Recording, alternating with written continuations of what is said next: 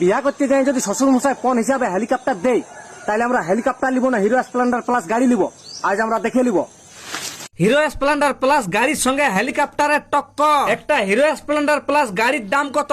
90,000 থেকে 1,00,000 টাকা। Hero Splendor plus গাড়ি 1 লিটার তেলে আমাদের কমসে কম 60 থেকে 65 কিলোমিটার গাড়ি যাবে। আর তাহলে একটা হেলিকপ্টারের দাম কত? 14 থেকে 32 কোটি টাকা। তাহলে আমাদের হেলিকপ্টার প্রতি কিলোমিটারে প্রায় 3 থেকে 5 লিটার তেল খরচ করে। মানে আমরা যদি 1 কিলোমিটার যাই হেলিকপ্টারে করে, তাহলে আমাদের 5 লিটার তেল পুড়বে। তাহলে কলকাতা থেকে দিল্লি যদি হিরো স্প্লেন্ডার প্লাস গাড়ি করে যাওয়া হয়, তাহলে আমাদের কত টাকা খরচ হবে? আমাদের তাহলে কলকাতা থেকে দিল্লি কত কিলোমিটার? 1489 কিলোমিটার। 1 লিটার তেলে আমাদের গাড়ি যাবে 65 কিলোমিটার। আর আমাদের 1489 কিলোমিটার যাতে মোট তেল লাগবে 23 লিটার। প্রতি লিটার আমাদের 100 টাকা করে পড়বে, ইন্টু 23 লিটার আমাদের টোটাল হয়ে যাচ্ছে 2300 টাকা। আবার আমাদের খাওয়া দাওয়ার খরচ আছে, ওইখানে আমাদের পড়ে যাচ্ছে 700 টাকা। তাহলে আমাদের হিরো স্প্লেন্ডার প্লাস গাড়ি করে যদি কলকাতা থেকে দিল্লি যাওয়া হয়, আমাদের টোটাল খরচ পড়ে যাবে 3000 টাকা। আর আমাদের হেলিকপ্টার 1 কিলোমিটার তেলে যাচ্ছে 5 কিলোমিটার। 1489 কিলোমিটার যাতে আমাদের টোটাল তেলের খরচ পড়বে 1489 ভাজিত 5, আমাদের টোটাল হয়ে যাচ্ছে 297.8 লিটার তেল। প্রায় ধরে নাও 298 লিটার তেল আমাদের পড়বে।